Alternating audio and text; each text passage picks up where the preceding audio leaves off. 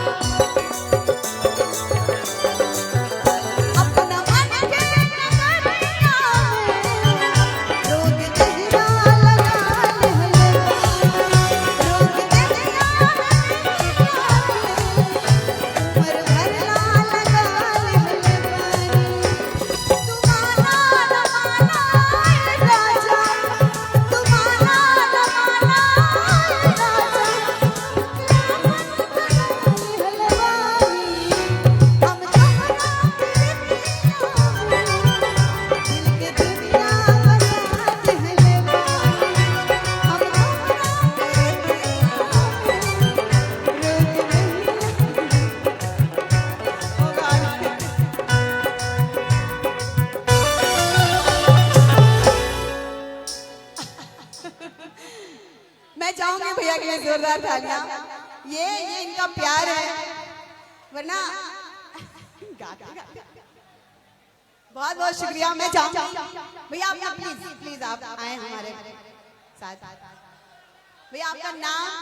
मेरा नाम लालू कुमार यादव है। आपको ये गाना अच्छा लगता है?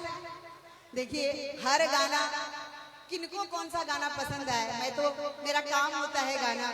मैं चाहूंगी भैया के लिए जोरदार तालियां।